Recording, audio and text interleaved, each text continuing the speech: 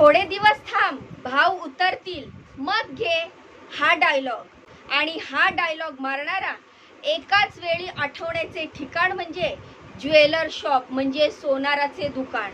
साधारण 1.5 वर्षाआधी सोन्याचा भाव उतरला होता म्हणजे अगदी प्रति 60,000च्या घरात आलं होतं। तेव्हा अनेकांना वाटलं अजून भाव उतरेल, पण सोन्याचा भाव काय उतरलाच नाही। उलट सोनं वाढत गेलं ते थेट 94,000च्या घरात। आणि रेकॉर्ड ब्रेक किंमत पण तेव्हाही अनेकांना वाटली की आता 94,000च्या घरात गेलीये, हा रेकॉर्ड ब्रेक झालेला आहे। पण तेव्हा याच्यापेक्षा वर सोन्याचा भाव जाऊ शकत नाही।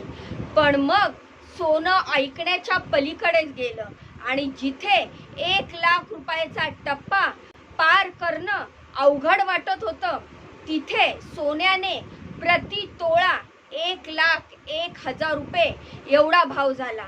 तर आता ताकद लावायची म्हटलं तर मग आपण सीझनचा विचार करतो, म्हणजे आता नको लग्नात घेऊ, आता नको दिवाळीला घेऊ, आता गणपती विसर्जन होऊन पितृपक्ष सुरू झालाय। पितृपक्ष झाला की दसरा येणार आणि सोबतच लग्न सराईला सुरुवात होणार आणि त्यानंतर येणार दिवाळी।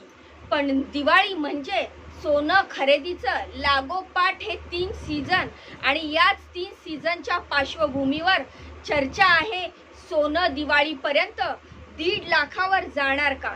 या चर्चा नेमक्या का सुरू आहेत? खरंच सोनं 1.5 लाखावर जाईल का?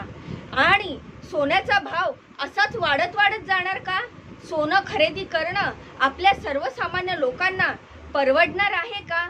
सविस्तर माहिती, सविस्तर स्टोरी जाणून घेऊया ह्या सोन्याची, ज्या सोन्यासाठी प्रत्येक महिलेला सोनं खरेदी करणं आवडतच असतं। पण आता आपल्या मिडल क्लास लोकांना सोनं खरेदी करणं म्हणजे एक स्वप्न बघण्यासारखंच झालेलं आहे। सोन्याचा जो भाव वाढतोय, 1 लाखाला क्रॉस केलेला आहे, तर आता ह्या सोन्याचा भाव कमी होईल का ह्याचा भाव जाणार आहे 1.5 लाखावर? सविस्तर माहिती जाणून घेऊया याच व्हिडिओमधून। त्यामुळे हा व्हिडिओ पूर्ण बघा, व्हिडिओला लाईक करा, चॅनलला सबस्क्राईब करा।